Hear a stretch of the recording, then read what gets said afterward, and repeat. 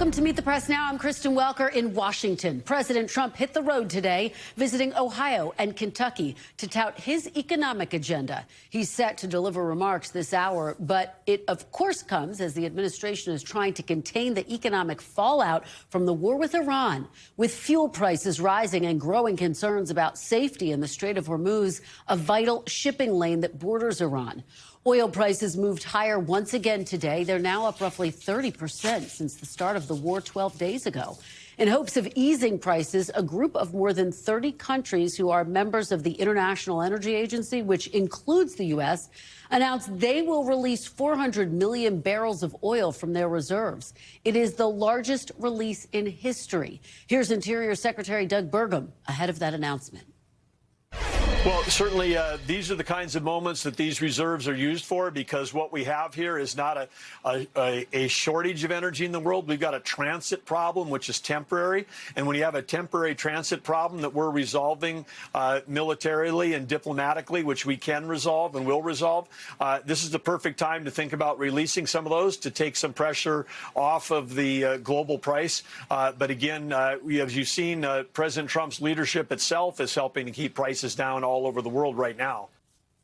It comes as transit through the Strait of Hormuz, a critical waterway, which 20% of the world's oil passed through, becomes increasingly precarious. According to a British monitoring agency, 3 ships have been in separate incidents near the strait. Today, President Trump spoke to reporters and downplayed concerns facing tankers in the region. Take a look. Are you talking to CEOs of various oil companies, encouraging them to use the Strait of Hormuz? Yeah, I think they should. I think they should. I think they should use the Strait. They laid mines in the Strait. In my opinion, look, we took out just about all of their mine ships in one night. Have they laid any mines in the Strait of Hormuz? We don't think so. Now, the president spoke a second time with reporters this afternoon, saying he believes the price of oil will start to come down. It comes as the Pentagon released these new videos saying it has eliminated 16 Iranian mine layers. President Trump this afternoon said the U.S. has knocked out 28 of those vessels. President Trump continuing to tout the overall success of the U.S. military actions in Iran, telling Axios in a phone interview there is, quote, practically nothing left to target, and, quote, anytime I want it to end it, it will end. NBC's Peter Alexander pressed the president today on what it would take to end the war. What more do you need to do militarily for this operation to end? More of the same, and we'll see how that all comes out. Right now, they've lost their Navy, they've lost their Air Force, they have no anti-aircraft apparatus at all, they have no radar, their leaders are gone, and we could do a lot worse to one another. We're leaving certain things that if we take them out, or we could take them out by this afternoon, in fact, within an hour, they literally would never be able to build that country back. Can you declare victory in this war if the supreme leader remains the Ayatollah's son? I don't want to comment on that. Those comments coming after Iran's president said today Iran's new supreme leader, Mojtaba Khamenei, has been wounded in the war, but is safe. And as Iran says, it is launching its most intense operations since the start of the war. Joining me now to start us off today, NBC News White House correspondent Julie Sirkin, NBC News business and data correspondent Brian Chung, NBC News chief international correspondent Keir Simmons, and NBC News senior national security correspondent Courtney Kube. Thanks to all of you for being here. Julie, I want to start with you. You are traveling with the president as he hits the road to talk about the economy. What are your sources telling you about how he plans to balance his talk about affordability with the tough fact that oil prices, gas prices are going up? Yeah, especially in this area. I talked to several of his supporters.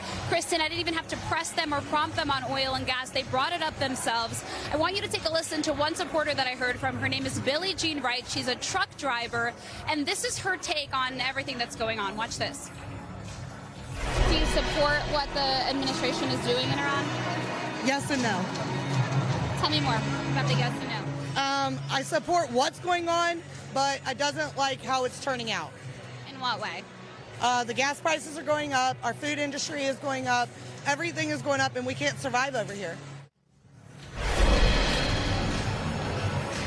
Now listen, Kristen, this is the president's 7th event focused on the economy, on affordability since early December, his 5th event focused on this subject area this year alone. And that is because the president knows that the midterm elections are around the corner. The economy is something he had the most success on when he ran. And certainly something like oil and gas prices going up is not going to make his base happy. I also want to give you a preview perhaps of other things we expect from the president, because the president gave us a preview by posting on Truth Social all morning long about Thomas Massey. He represents this district, and there were several in the crowd wearing pins and buttons of his supporter at Galrine that the president handpicked, who spoke just a couple of minutes ago, who spoke about the war in Iran, spoke about Thomas Massey's record. And it's notable here that so far we've heard from several supporters who still support Massey and the president at the same time. So the president expected to hit on that, Kristen, as well as the SAVE Act, the voter ID law that the president has tried to push Senate to pass. That's something he's been posting a lot about, and something certainly that's going to come up here today, as many of his supporters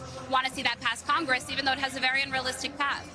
Yeah, it's becoming a critical issue in the midterms, Julie, that's for sure. Let me ask you about something else that we heard President Trump say today. This was to Axios. He told Axios, quote, there is practically nothing left to target in Iran. He also added that he can end the war anytime he wants. Do you have any idea what the actual timeline is here based on your conversations, Julie?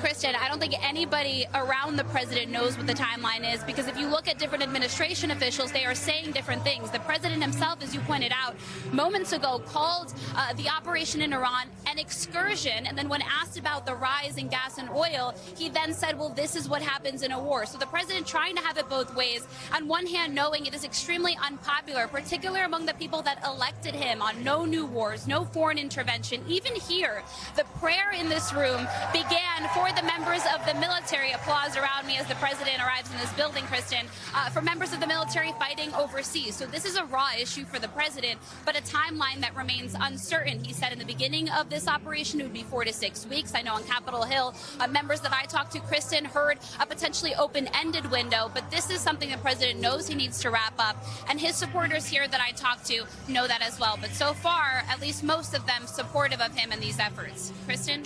And Julie, as you've been talking, we saw the presidential seal go up on the podium, so we're likely just moments away from hearing from President Trump. Julie Sirkin, thank you so much for starting us off. Let me turn now to Brian Chung. So, Brian, let's talk about these gas prices. They're up 20%, diesel up 25% since the start of the war. Talk about this level of volatility.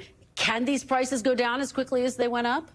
Yeah, I mean, we heard from the voter that Julie was just talking to that anxiety is already being felt by people that are going to the pump and seeing those prices rise in real time. You can see crude oil prices hovering just south of $90 a barrel right now. But the question is that as long as this conflict in Iran is still going on, there's still the risk that those prices could go even higher from here. So as we pointed out, $3.58, that is the national average right now. But the estimate is that for every $10 a barrel of oil continues to go up, that's another 25 cents per gallon that you and I would face at the pump when we go up to fill up our cars, our trucks, what have you. And for that reason, we already saw barrels of oil spike to over $100 earlier this week. That is a glimpse into what could be possible and where gas prices could go from here. It's not out of the realm of possibility that gas prices on a national average could hit $4. It depends on the length and the intensity of what's going on in the Middle East, Kristen. Let me ask you about this other really significant news today. The International Energy Agency saying it will release 400 million barrels of oil from its reserves to help ease these prices. Again, this is the largest release that we've seen in history. What impact are you anticipating on global markets, Brian? Yeah, and there had been this talk in the lead up to this announcement of whether or not the United States might use their strategic petroleum reserve. Countries have their own versions of that, but it was really going to be a coordinated approach by many countries around the world that would have alleviated overall gas prices because of the fact that those barrels of oil at a commodities market level are invoiced and priced at a global level. And for that reason, that's why the IEA, which has 32 members, including the United States, announcing that they would release 400 million barrels of oil is so significant. But Kristen, what was so interesting that our team noticed was that barrels of oil in terms of prices did not really budge all that much in the aftermath to this decision. And that's because this is a intention to release 400 million barrels of oil. That does not mean 400 million barrels of oil being released today. So it seems like the issues that are out of the Strait of Hormuz do continue to be a pressure point. Once we actually see those barrels of oil getting sold by individual countries like the United States, that could be the actual trigger point for some of these prices to really go down in markets. All right, Brian Chung, thank you so much. Really appreciate that context and perspective. Let's turn now to Keir Simmons. So, Keir, let's talk about what we're seeing from Iran launching its most intense operation since the beginning of the war. That's according to Iranian state media, but apparently firing on ships near the Strait of Hormuz. What's the state of play right now, Keir?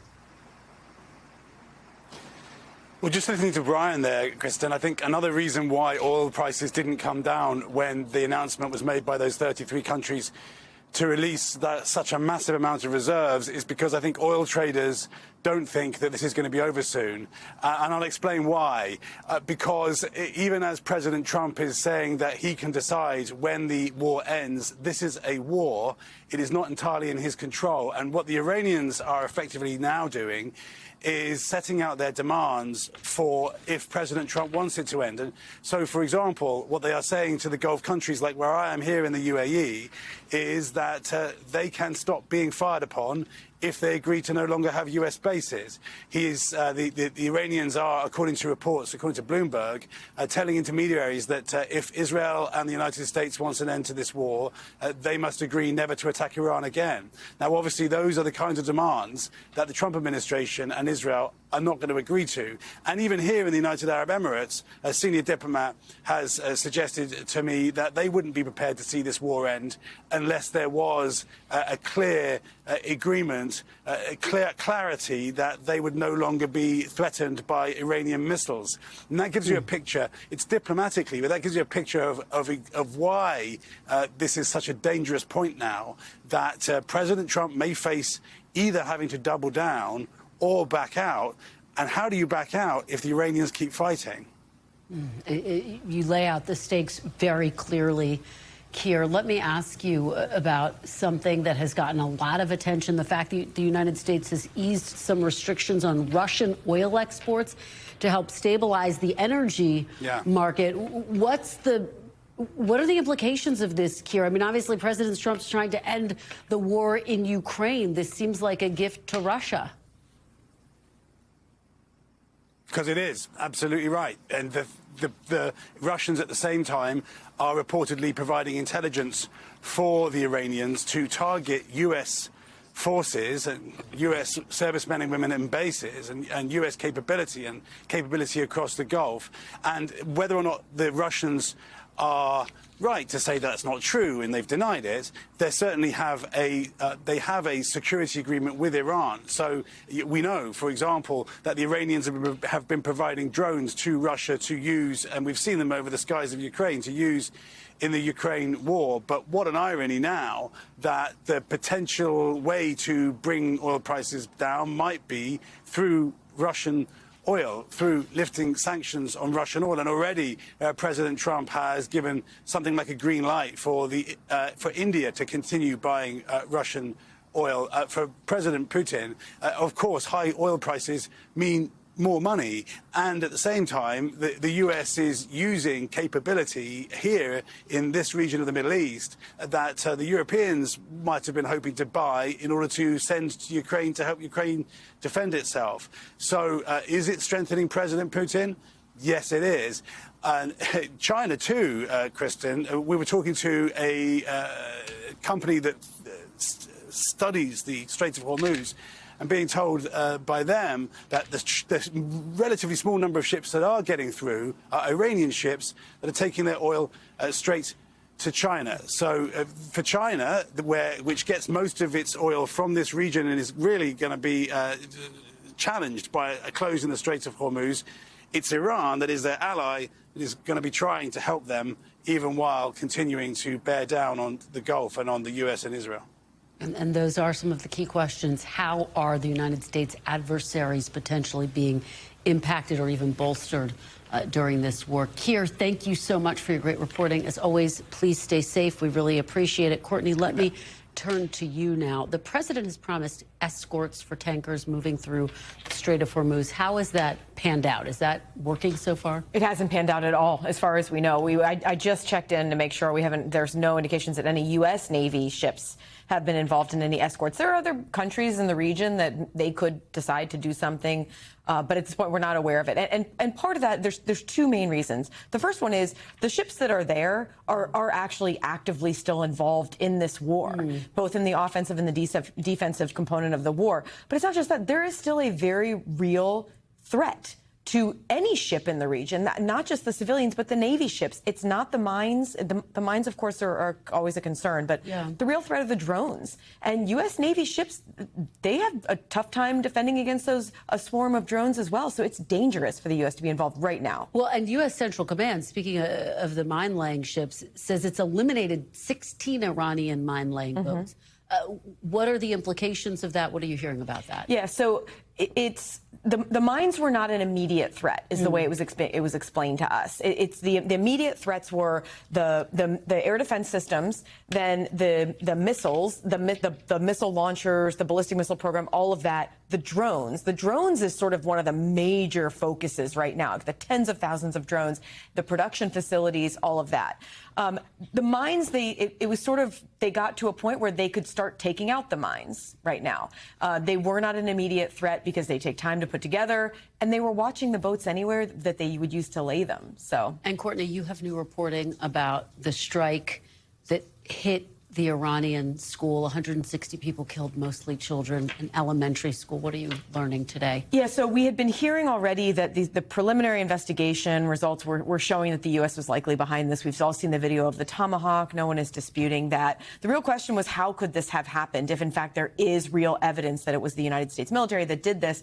And it does appear now that, according to the preliminary findings, that there was old intelligence that was being used here. And keep in mind, when the military puts together a target package like this, they'll get information from multiple different places. The Defense Intelligence Agency is one, U.S. allies is another, and then they'll sort of aggregate that together, they'll verify the target, and then they will strike. So the real question now is, how was that target validated? We know that the school is at an area where there used to be an Iranian military base, and that may have played into this, what ended up being such a tragic event. Well, I know the president was asked about this today, said he wasn't aware of the latest reporting, so we'll wait to see what type of reaction we hear from him. Courtney Kube, thank you so much. We really appreciate it. Thanks for being here. Coming up, as we mentioned, President Trump is expected to speak in Kentucky moments from now as he takes his message on the road for the first time since the start of the war against Iran. We'll bring you any news from that event when it happens. But first, President Trump's former national security advisor, who himself was targeted by Tehran in a murder-for-hire plot, weighs in on the future of the Middle East conflict and the administration's objectives in Iran. John Bolton joins me in studio. That's next on Meet the Press Now.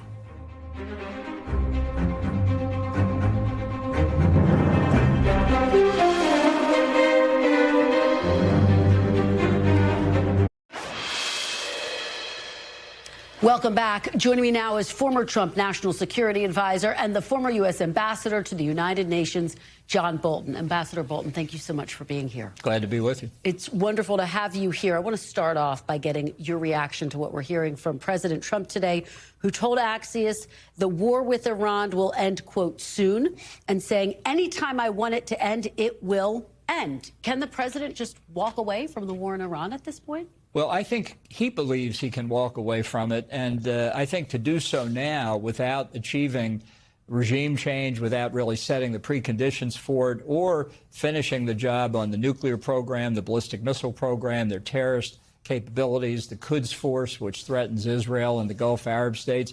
I think this is Trump trying to move in the direction of ending this to avoid political downside at home. He should have thought about that before he started the war. Now, we should say you've historically supported military action in Iran. How do you think he can bring about regime change? Would it require boots on the ground? That's one of the big questions and, frankly, concerns a lot of Americans. Yeah, it would not require boots on the ground. What this should be doing is destroying the state institutions like the Revolutionary Guard, the Quds Force, the Basiji militia, that have the capability of threatening us, threatening Israel and the Gulf Arabs, threatening the people of Iran. And by diminishing those state institutions, you destabilize the government, You permit fractures to occur among the leadership. We've already fractured a lot of it by killing nearly 500 of the top leaders. This should allow the opposition, if we are working and cooperating with them, to begin to find others in the regime who say, this ship is going down. I don't think I want to go down with it. People in the regular military, not the Revolutionary Guard. That continues the fracturing of the regime, which then collapses. That's not what we're doing. That's what people inside Iran would do. Let me ask you, though, because there is a new leader in place, the son of the supreme leader. President Trump was asked about that today, didn't directly comment.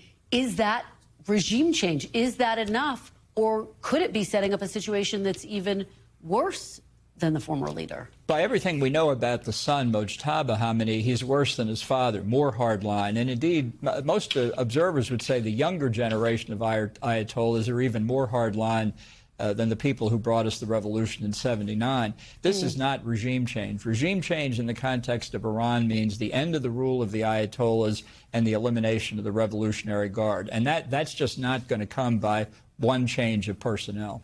I want to play you something that Speaker Mike Johnson had to say and get your reaction on the other side, talking about nation building. Take a look. We are the defenders of freedom and liberty, and freedom-loving people all around the world benefit from a strong America. These are undisputed, objective facts. Does that mean that we should be intervening everywhere around the world in nation building and doing all these other endeavors? No, because we don't have the resources or the appetite to do that. That's not our responsibility. What do you make of what the speaker is saying? Does he have a point that there's just no appetite in the U.S. for nation building? Well, there are 2 points here. One is intervention to affect the government of a country that we consider hostile to us. That's what we're doing now. The second is the nation building part. I have never been in favor of that. That's why I'm not a neoconservative. I want to destroy this regime because it threatens America through its pursuit of nuclear weapons and its pursuit of international terrorism. That is a legitimate objective for us. Then I think we look to the Iranian people to decide what comes next. Now, in terms of not having an appetite, this is Donald Trump's self-inflicted wound. He announced this war to the people in a speech at 2:30 on Saturday morning when not many people were watching. Properly done, a president leads the people, makes the case in advance, what I think is the compelling case for regime change in Iran. Doesn't mean revealing what we're going to do or when we're going to do it. It means making the broad policy case. Where's the speech from the president sitting at the Resolute desk at the Oval Office at 9 o'clock at night saying, I want to speak to the American people about a serious issue, and many other things he could have done to prepare? He didn't. He didn't prepare the people. He didn't prepare Congress. He didn't prepare the allies. Do you think that he needs to do that at this point? You know that he's been talking to reporters on the telephone. He has taken questions fairly consistently. Is that enough in the wake of this military action, Ambassador? I don't think it's nearly enough. I think this is very serious business when you commit American forces into combat like this. We have very good reasons. He has not made that case. He can still do it, but time is running out. Let me ask you about the Strait of Hormuz, which has obviously become a critical part of this war. You've said the administration didn't do enough planning in advance, economically, politically, militarily. What exactly does that mean, Ambassador? What should the Trump administration have done in advance? Well, should have realized that beginning a war in a region of the world that produces 20% of the world's oil supply is going to have an effect on oil prices. There's reporting the White House was taken aback by it, surprised. I have to say, I'm surprised that they're surprised. And doing what you need to do to ensure the strait stays open should have been part of the early priorities in the war. Just as we were striking their ballistic missile capacity, striking at their retaliatory capabilities, blocking the Strait of Hormuz was a retaliatory capability. We should have gone earlier to prevent them from doing that. A couple more questions for you. The administration has eased some sanctions on Russia as a part of this overall goal to lower oil prices. What do you make of that? And is it effectively rewarding Russia for bad behavior? Well, I think they drank a lot of vodka in the Kremlin when they heard that news. This is an absolute gift to the Russians. Obviously, you want to do what you can to bring the price of oil down. Giving a gift to the Kremlin, wrong answer. What do you make of the news today that they are going to release 400 million barrels of oil? Well, I think that's an appropriate step at a time like this. That's what strategic petroleum reserves are for. Whether it has a real impact or not, I don't know. It sounds to me like a stopgap last-ditch method. They hadn't prepared for it in advance, and that's part of the problem. You do contingency thinking and planning when you begin a war. The world's oil supply should have been near the top of the list of things to worry about. There's no evidence they did that. I have to ask you about this report that there is evidence that it was the United States behind that attack on an elementary school in Iran. You heard me talking about that with my colleague Courtney Kube, killed 160 people, including many children. President Trump has not yet commented or responded. He said he's not aware of the reporting.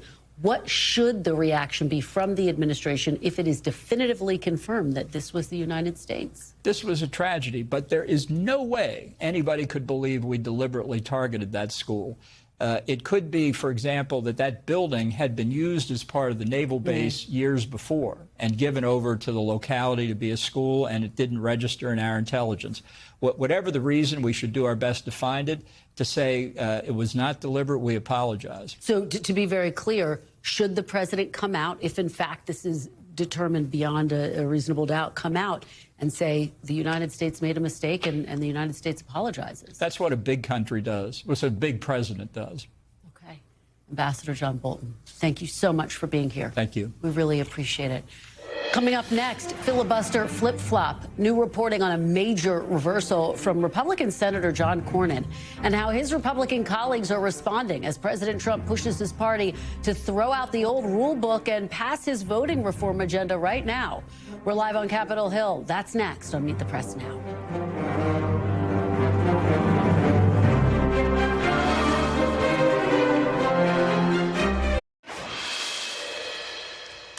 Welcome back. A showdown is brewing on Capitol Hill over the Save America Act, the Republican-backed legislation requiring voter ID and proof of citizenship to register to vote. President Trump has given Republicans an ultimatum: pass the act or he won't sign any new legislation. Senate Majority Leader John Thune says he doesn't have the votes to pass it in the Senate, but the president's pressure seems to be reaching some vulnerable Republicans. Senator John Cornyn, who is locked in a competitive primary runoff race in Texas and has been waiting for the president's endorsement, wrote an op-ed overnight saying after years of defending the Senate's 60-vote filibuster rule, he is now siding with the president, who wants to change the rules to get this bill passed. Senator Cornyn blaming Democrats, writing, quote, "I believe that Democrats, with their votes and statements, have already dealt the filibuster a fatal blow. The Senate rules will change eventually, whether Republicans like it or not. Democrats started this fight. Now Republicans should finish it." Joining me now is NBC News Chief Capitol Hill correspondent Ryan Nobles. Ryan, thanks so much for being here. So put this all into context for us. Just how significant is this shift from the senator? I think it's very significant, Kristen, and I think it demonstrates the kind of heat that John Cornyn is facing in this Republican primary in Texas. And make no mistake, this is about the process. It's not about the underlying policy. The SAVE Act or the Save America Act, whichever version of this bill that comes to the Senate floor, will definitely get at least 51 Republican votes. The issue is whether or not it's worth blowing up the filibuster over and then setting a precedent that could come back to haunt Republicans in the future. And there simply aren't 51 Republicans that are willing to take that step of getting rid of the filibuster. For a long time, John Cornyn was in that camp, argued that if you got rid of the filibuster and Democrats took the majority, they could do things like pack the Supreme Court. Things are a lot different now that he is in this heated primary. And our Brendan Leach pressed him on it today, and this is how he responded. What would you say to those who say you just changed your mind to win the president's endorsement? I'd say that's not true. You also said that if I think we're through. Go ahead. Go away. Obviously not something that he wanted to talk about. Throughout the day, we have subsequently pressed him a little bit more on this. And while he told Brennan that he didn't care or wasn't about winning the president's endorsement, he said today that he hoped the president saw it and the president appreciated it, which I guess is not an explicit quid pro quo, but there's certainly something to be said about the position that he finds himself in. Now, at the end of the day, though, Kristen, I think it's important to point out there is no realistic path to blowing up the filibuster at this point. You may not get 30 Republican senators to tell you on the record that they're opposed to passing the filibuster or getting rid of the filibuster, but I can tell you from my own reporting, there is just not the appetite to take that dramatic of a step, especially for a piece of legislation like this. Yeah, it always comes down to the votes, and it's always uphill once you start counting them when it comes to changing the filibuster. President Trump reacted to Leader Thune saying he doesn't have the votes to pass the Save America Act. I'm going to play it. Ryan, get your reaction on the other side. Take a look. He's got to be a leader, you know? If he's a leader, he's got to get him. It's the most popular bill I've ever seen put before Congress. So how exactly do you see this all playing out, Ryan? Well, it's interesting that the president said that today, because 2 days ago at Doral in Florida, he told me that he knew that it was going to require Democrat votes in order to pass it, essentially admitting that there was no path to passing the SAVE Act by blowing up the filibuster. And there's just no way that Democrats are going to support this legislation as it currently stands. Right now, I think this is going to continue to be a stalemate. There is the real possibility, the likelihood that the Republican leadership will put it on the floor next week, if anything, to force Democrats into a position where they vote no on something like requiring a photo ID when you come to vote. But at the end of the day, I think there is a lot of misinformation that's being spread on the internet about the feasibility of this legislation passing, many of it being peddled by some of the president's strongest supporters, and I think giving a false hope to rank and file Republicans who think that this bill could actually become law in the near future. At this point, it's just not feasible, Kristen. All right, Ryan Nobles, thank you so much for your reporting. Appreciate it. Joining me now is Republican Senator from North Dakota, Kevin Cramer. Senator Cramer, thank you so much for joining me. Really appreciate it. My pleasure. Thank you. So I want to start off by getting your reaction to Senator Cornyn, his op-ed saying he will now support whatever changes to Senate rules are necessary to pass the Save America Act. What do you make of his change in position? He was initially opposed to getting rid of the filibuster. Well, one of the great things about our system of governance, self-governance, is that we listen carefully to our constituents, and come every 6 years, if you want to run for re-election, you are all the more attentive. But one of the other great things about the United States Senate is that we have 6-year terms, and only a third of us are up every 2 years, and that's by design, so that we can look out for the country, look out for the institutions that govern this country and that preserve this country. And coming from a small state like I do, where we have 2 senators, just like Texas has 2 senators, but we don't have 60 House members, protecting the power of the Senate is really, really important. So we all come from different places, different perspectives. At the end of the day, I think Ryan's reporting is right on point. There are not the votes to blow up the filibuster. Yeah, and you have long expressed your opposition to blowing up the filibuster for the argument that you just made, because you think it's important to represent a state like North Dakota. Let me read you something that you said back when Democrats were talking about this in 2022, when they wanted to change it potentially over the Voting Rights Act. You said the Democrats have created a fake crisis. These attempts to undermine the integrity of the U.S. Senate are purely designed to tilt the scales in Democrats' favor for future election. Do you see Republicans now doing the same thing, Senator?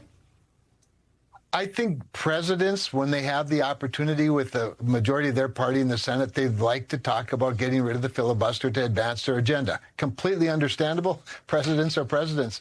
But what's special about the United States Senate, as I've just said, is the fact that we represent states, and small states have equal representation, and to give up that power doesn't make any sense. And by the way, remember, Democrats tried to do this just a couple of years ago, to that quote, to do, of all things, federalize elections. And now we're trying to do the same thing. And I support the Save America Act. I'm a co-sponsor of the Save America Act. I think the principles embedded in it make all of the sense in the world. And they're all the principles that the state of North Dakota has in our elections in the state of North Dakota. And more states ought to do that. But the filibuster is more important than any one issue that we would vote on or any policy we'd try to change. Well, let me read you what President Trump said earlier this week. He told at a Florida retreat House Republicans on Monday that if the Save America Act passes, quote, Democrats probably won't win an election for 50 years and maybe longer. Do you think the president's message actually undermines getting the bill passed and the goal of the overall bill? Well, it certainly wouldn't have inspired any Democrats to vote for the bill if that was his goal, but I'm pretty sure that probably wasn't his goal.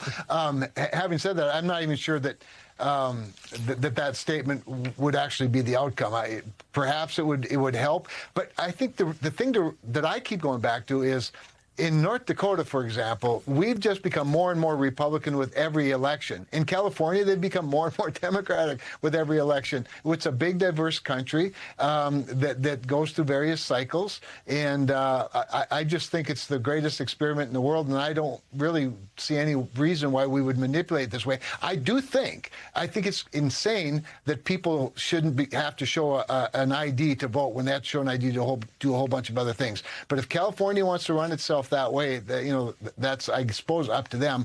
I would vote for the Save America Act. I wouldn't blow up the filibuster to do it. So you support the Save America Act. The president has added on new provisions to the bill, including what he has said, no men and women's sports, no gender affirming care for minors. Do you support those amendments? What do they have to do with voting?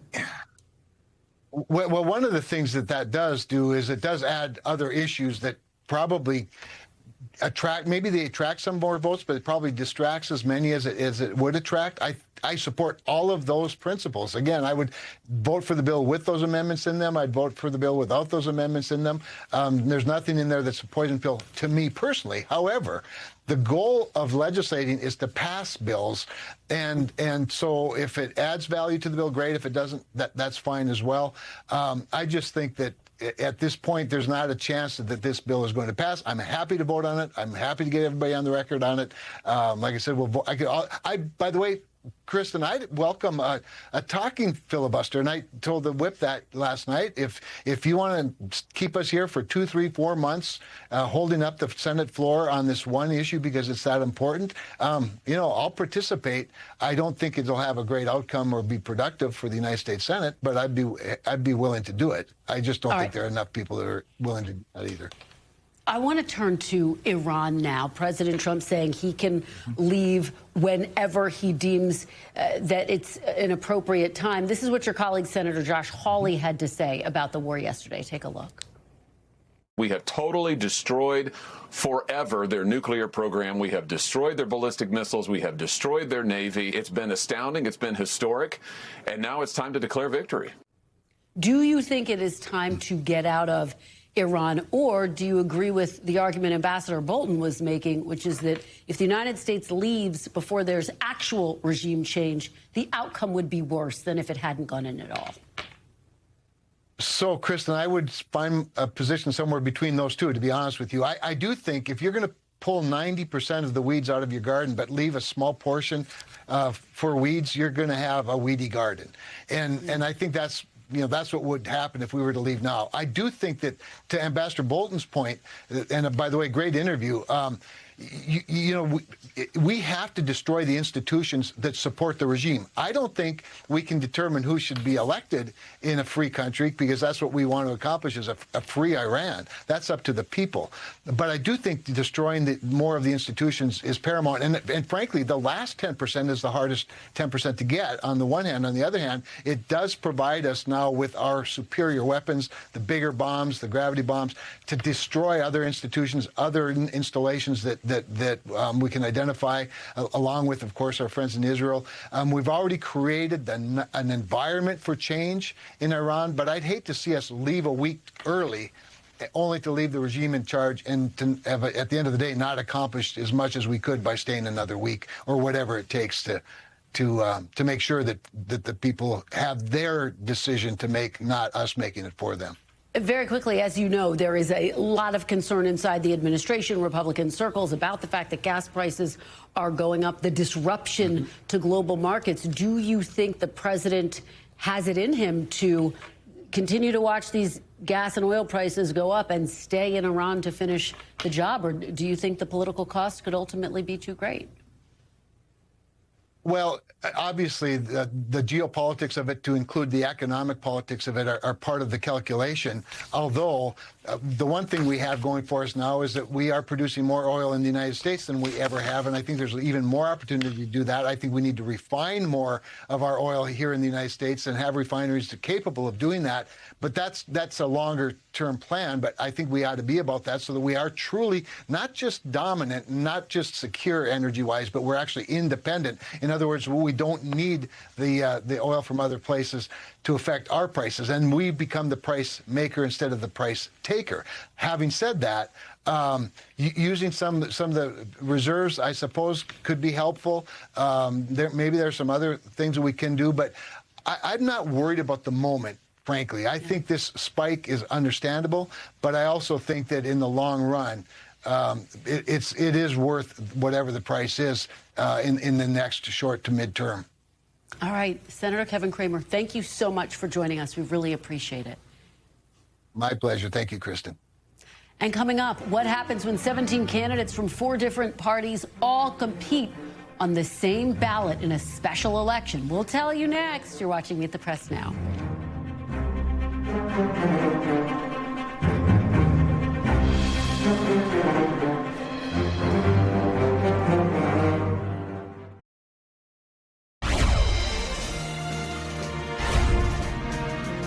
Welcome back. If it's Wednesday, we have election results in that Georgia special election to replace former Congresswoman Marjorie Taylor Greene. Republican Clay Fuller and Democrat Sean Harris are advancing to an April runoff after a very crowded field led to no candidate receiving above 50%. Fuller clearly benefited from Trump's endorsement, coming in more than points ahead of his next closest Republican on the ballot. And while the many, many candidates on the ballot led to Democrat Sean Harris getting the most votes of the night, this is a solidly Republican district. President Trump carried it by 37 percentage points in 2024, and Fuller is already expressing confidence that he will emerge victorious in the runoff.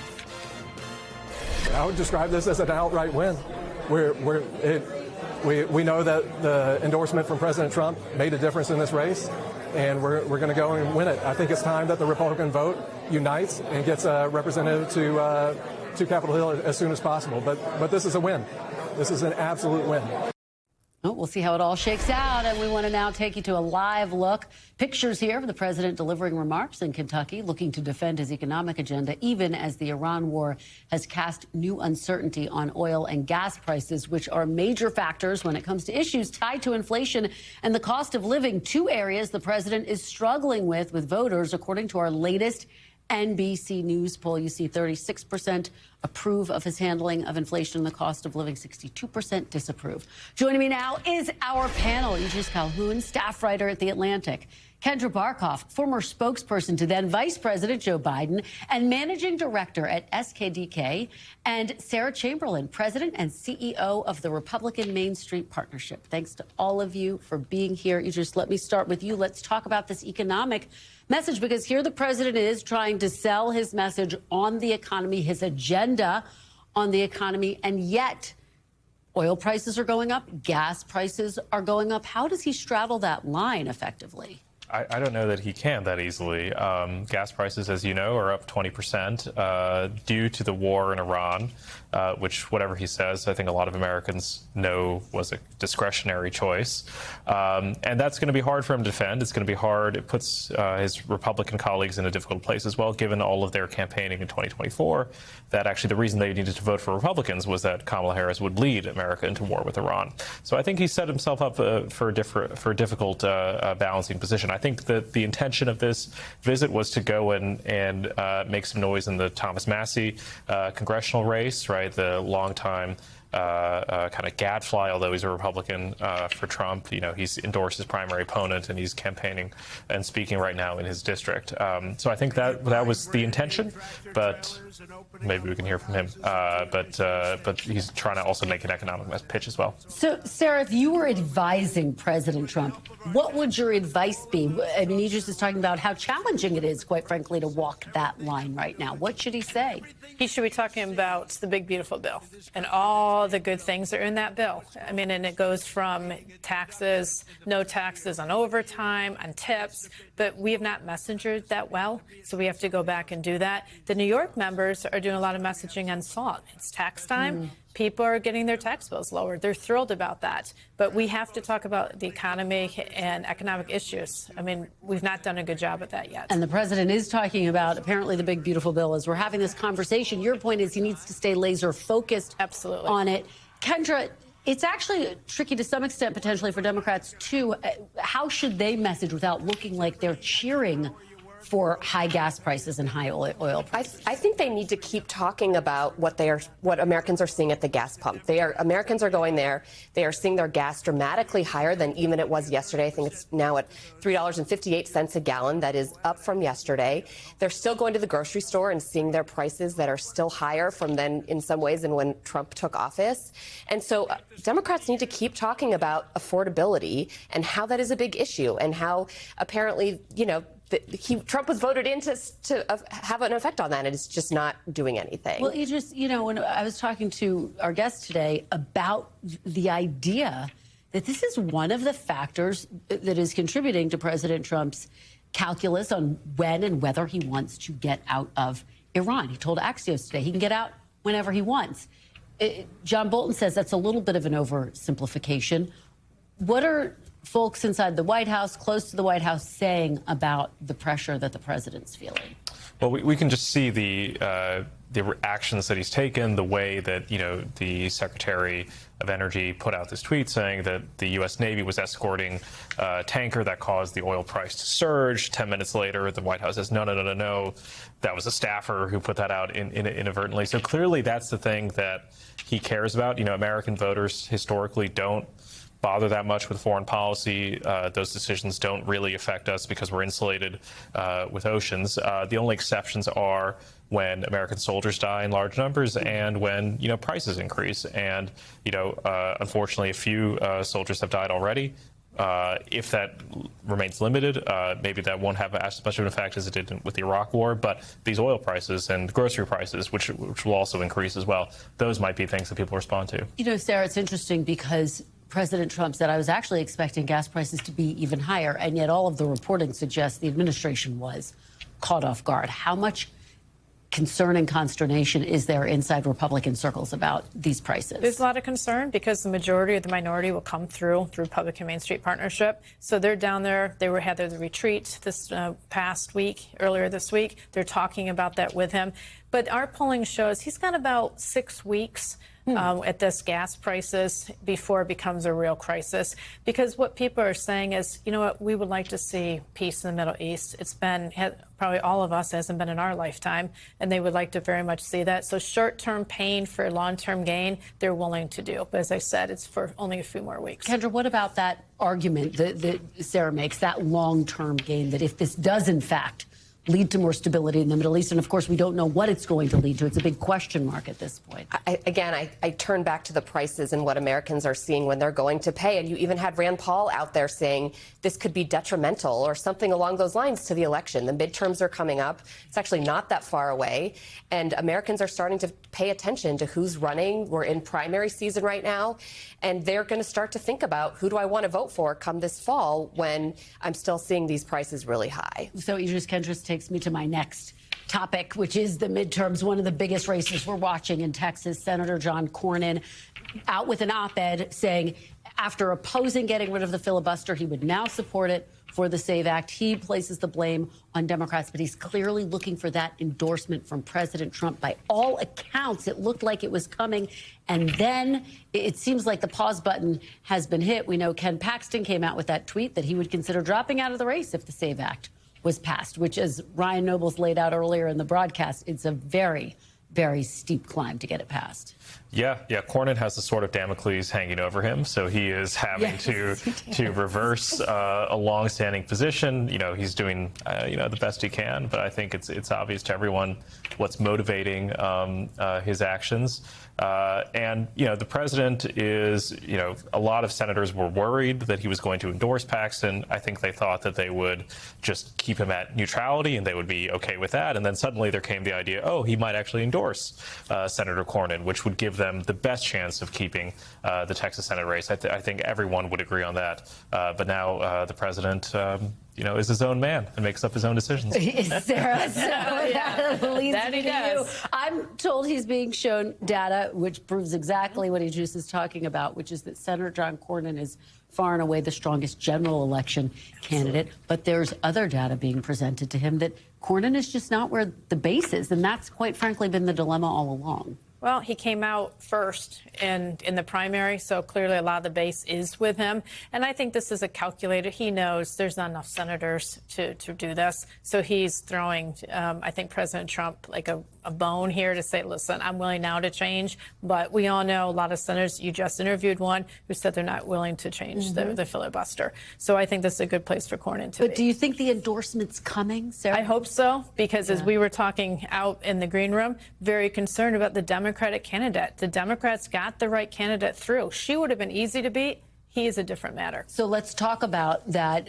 How do you think State Representative Tallarico is doing in his campaign? He's got a wide open field because he's in the general election and the Republicans are in a runoff, which is what a lot of Republicans have feared all along. Yeah, I mean, for him, in some ways, he hopes that Trump doesn't do the endorsement, right? And either stays neutral or endorses Paxton, because I think that's a win for him. Look, he's raising money hand over foot, and he's doing well. He's speaking to a broad audience, and I think he has the ability to pull over some independents and maybe some Republicans, especially if Paxton gets on the ballot. Kendra, one of the concerns with him was, would he be able to, yes, it's independents, it's moderates, will he be able to energize black voters in Texas in the way, or maybe not in the same way, but can he energize black voters? Jasmine Crockett made that one of her key arguments. I think you'll see Democrats coming together and uniting around him come election time, because I think they're going to want to win the election. So I have no doubt that will be the case. And that could be control of the Senate.